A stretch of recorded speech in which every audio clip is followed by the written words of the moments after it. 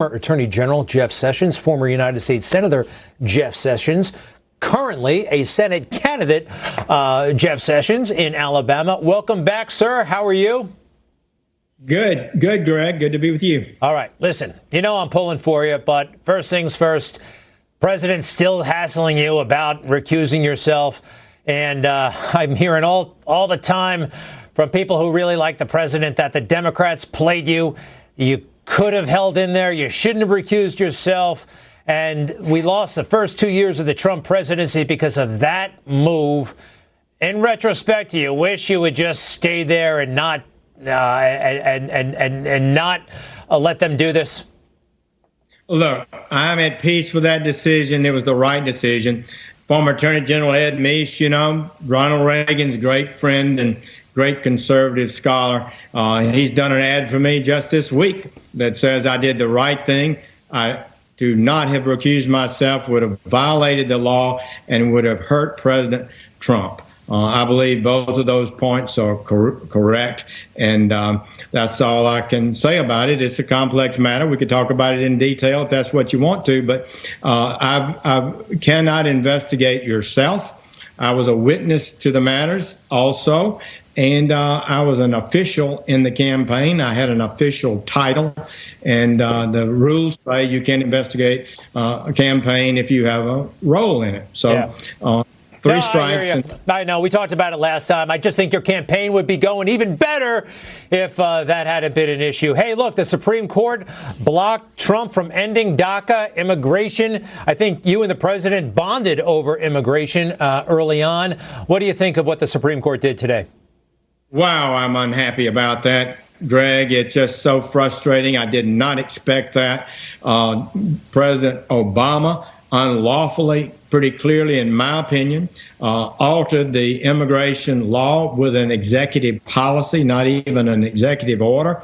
And he gave illegal entrance into America Social Security rights, the rights to work, none of which he had the power to do.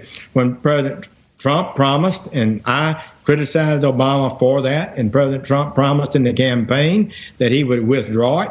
He did. He was sued. And now, somehow, some way, the Supreme Court managed to claim that the president has to go through an entire rulemaking process to withdraw a policy that never went through a rule-changing process to begin with. That's a very bad ruling. I'm very unhappy about it. It's wrong. It's legislation. It should not have happened.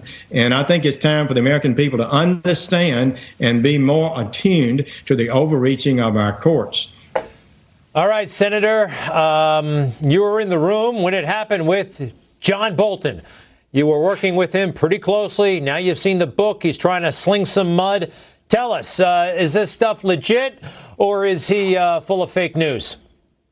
Well, I'm going to tell you, he should not write such a book. When I first heard about it months ago, I criticized him for that. As National Security Advisor sits at the right hand of the president on national security issues. They should have a confidential relationship, private conversations being leaked, told from one side only, has nothing but danger. This had no potential to do anything other than hurt the president and really undermine our foreign policy and weaken his ability to lead America. I think it's a very unhealthy thing. I rejected that out of hand. I refused to talk about my relationship with the president because I think when you accept an appointment in his administration, you should be loyal to that administration. I did what the law required me to do as Attorney General. I was loyal to his agenda, and I've never taken any action that would undermine his ability to be effective and to govern and to win re-election. Okay, so let's talk about the election that you've got on your hands right now. You are running for the United States Senate. Tommy Tuberville, he's coming to your hometown, Mobile, with the president at some point. Make your case. Why you and why not this guy? Well, I've said nobody knows that he's what the president will do, and we'll wait and see about that. But look, I am an advocate for the president's agenda. I was advocating it before the president announced. That's why I endorsed him and traveled with him all over the country and did my level best to get him elected and to help him advance his agenda. My opponent is not, he never gave a dime to the president. He never even endorsed him. He never gave a contribution to any candidate in his whole life until he gave it to himself. So I don't know what he believes. He's not ready to lead. He's not ready to advance Alabama's values. I know these issues: immigration, trade, building the wall, standing up to China. I've been involved in all of those, and I know them, and I'm ready to lead right now. And we need to help the president when he is reelected. I think he will.